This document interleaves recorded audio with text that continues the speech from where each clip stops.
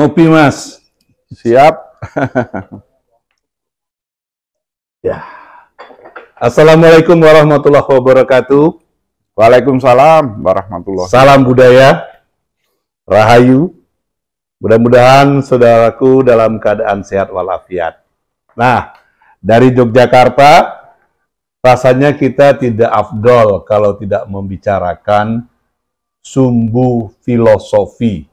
Nah, kita pernah dengar pantai, kita pernah dengar alun-alun, kita pernah dengar Malioboro, Tugu, dan Merapi. Nah, sekarang kita akan ngobrol dengan Mas Nurdiantoro sebagai Ketua Yayasan Warisan Budaya Mataram Pleret. Nah, ini gimana, Mas?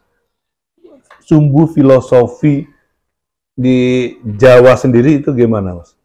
Ya, Mas Iwan, terima kasih. Assalamualaikum warahmatullahi wabarakatuh. Salam budaya, salam rahayu. Benar sekali, Mas Iwan, bahwa memang saat ini kita sering mendengar sumbu filosofi Keraton Yogyakarta, contohnya. Atau sumbu filosofi keraton-keraton Mataram di Jawa. Sebenarnya apa itu? Ya, perlu kita jelaskan sedikit, tidak panjang, bahwa konsep sumbu filosofi itu biasanya dari selatan ke utara. Poros selatan ke utara. Yang konon itu dari konsep hidup Buddha. Seperti tata letak dari bangunan-bangunan agama, peradaban hidup Buddha itu orientasinya juga selatan ke utara. Nah, itu mungkin diadopsi menjadi konsep yang bersinergi dengan konsep filosofi kehidupan, perjalanan hidup manusia, dan hebatnya juga tersinergi, terintegrasi dalam tata kota atau perencanaan sebuah desain tata ruang dan tata kota di Jawa. Itu dari zaman kerajaan, Mas? Ya, kita lihat mulai dari zaman peninggalan Hindu Buddha, zaman kerajaan Demak, Mataram, sampai ke keraton sekarang di Jogja Solo, Catur Sagotro, itu semuanya memakai konsep filosofi, sumbu filosofi kehidupan. Awalnya itu dari selatan karena kita ada di lingkup pesisir pantai selatan. Nah, laut ini disimbolkan sebagai rahim kehidupan atau asal muasalnya. Asal muasal. Ibu Pertiwi. Jadi sosok di mana kita muncul lahir itu di Ibu Pertiwi atau di Laut Selatan. Kemudian ke utara, lahir dengan simbol kalau Keraton Jogja itu di Tugu Krapyak. Itu simbol kita mijil. Tugu Krapyak itu sebelum alun-alun selatan? Iya, betul sekali, agak ke selatan. Itu mijil. Mijil itu akhir. Dan disimbolkan lagi di utaranya ada alun-alun cilik. Itu kehidupan masa anak-anak dan remaja.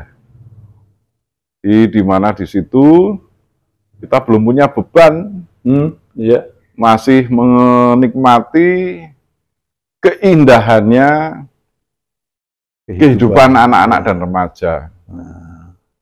Belum dibebani oleh hal-hal yang sifatnya duniawi. Dan menjadi besar disimbolkan menjadi raja. Itu simbol Sinuwun Raja yang duduk di singgasana. Di utaranya kan ada keraton. Pasti menghadap ke utara. Singgasana Raja itu ke arah Gunung Merapi. Nah, simbol Gunung Merapi kalau dalam konsep agama Hindu Buddha adalah kayangan, tempat bersemayamnya para roh, leluhur, juga para dewa, atau kembalinya ke alam azali. Nah, dari si Tinggil ini jumeneng atau duduk menghadap utara, itu di depannya terhampar alun-alun utara. Alun-alun utara di keraton kan ada alun-alun selatan, ada lebih besar lagi dari besar. Itu adalah gambaran tentang jagat gumelar, kehidupan masyarakat kita ini. Nah, di sana ada simbol dua beringin kembar. Nah, itu apa Mas? Nah, beringin selatan kembar ini ada, utara ada juga.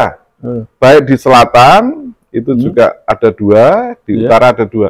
Itu adalah simbol tentang pilihan hidup. Ada di sebelah kanan, ada sebelah kiri. Nah, kita bisa memilih mau lewat jalur yang mana, mau ke kebaikan atau ke kejahatan. Di Solo juga ada Mas? Sama, sama. Nah, disitulah kita diharapkan untuk menguatkan pilihan, tetap melewati pilihan tentang kehidupan, di mana kehidupan ini adalah sunatullah, selalu berpasangan. Ada hitam, ada putih, ada baik, ada benar, ada apa? Jahat, ada kebaikan, ada siang, ada malam. Ini semua simbolnya adalah beringin kembar. Nah, menuju ke utara, di kehidupan nyata, kita ini ada ujian, ada tantangan kehidupan yang disimbolkan dalam unsur arsitektural dan tata ruang di suatu pasar gitu, lingkup keraton, tentang simbol godaan duniawi yang di sebelah kanan namanya pasar. Kalau di Jogja pasar Mringharjo. Nah, Mringharjo itu kan di mana hiruk pikuk, godaan duniawi dan lain sebagainya ada. Di sisi baratnya ada masjid. Oh iya. Masjid gede, Kauman. Itu adalah simbol religius. Itu juga pilihan, Mas. Solo juga ada juga gitu. Sama ya? Iya. Makanya jalan yang sekarang di tengah itu, yang membujur ke utara, yang katanya orang namanya Malioboro, zaman dulu namanya Margo Utomo. Nah, itu ada nama jalan keutamaan. Kalau bisa memilih, memilah, dan menentukan. Manusia kan bebas, mau ke arah kanan atau kiri. Nah, Margo Utomo. Dulu di sepanjang jalan Margo Utomo itu kalau topografinya ada vegetasi pohon asem. Asem itu dari tembung kesengsem. Biar yang jalan itu sengsem, senang. Nah, di jalan itu tadi ada dua godaan. Maju lagi ke depan, sebelah kanan ada gedung kepatian.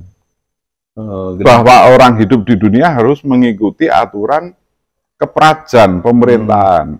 Ada undang-undang, ada aturan lalu lintas, ada aturan pajak. Itu simbolnya adalah aturan dunia kepatian itu.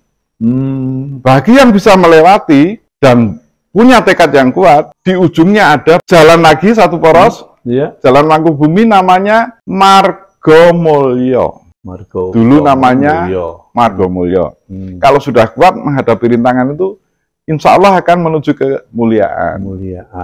Dengan tekad bulat, di ujungnya perempatan itu ada simbol tugu.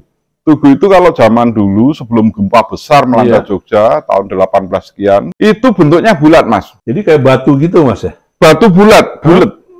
Namanya Gologilik. Oh, Gologilik. Kesatuan tekad.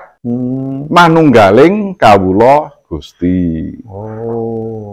Tapi pada saat sehabis gempa oleh Belanda dibuat itu menjadi lancip. Tugu lancip gitu ya. Nah, lancip ini kan sebenarnya bukan konsep Gologilik. Tapi saya tidak tahu apa yang menjadi motivasinya. Yang sekarang kita kenal tugu itu lancip.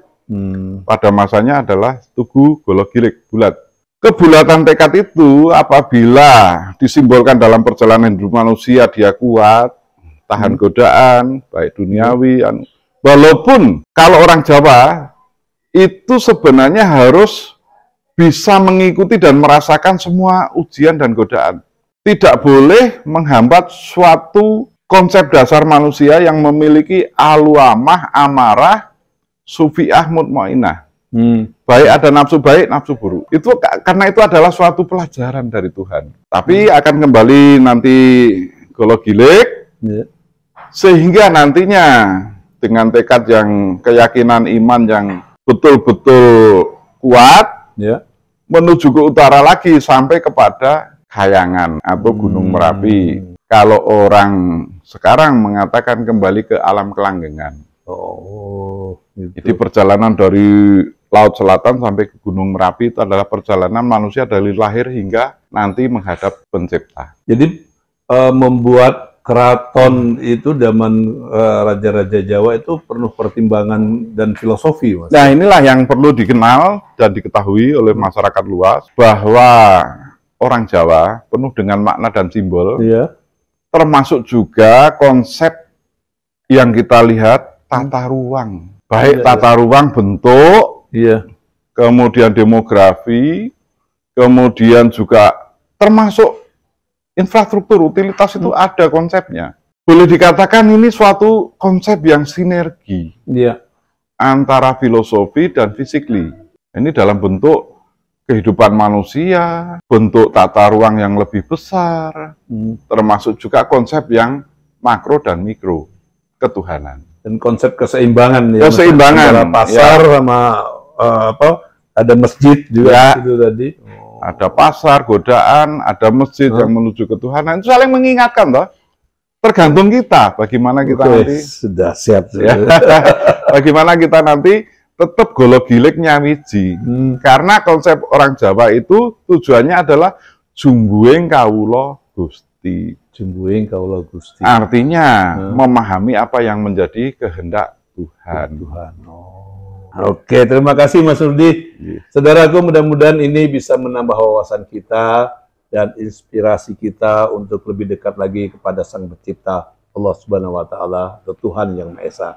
Terima kasih dari Pleret, Iwan Gardiawan, Mas Nurdiantoro, mohon pamit. Salam budaya, Salam rahayu.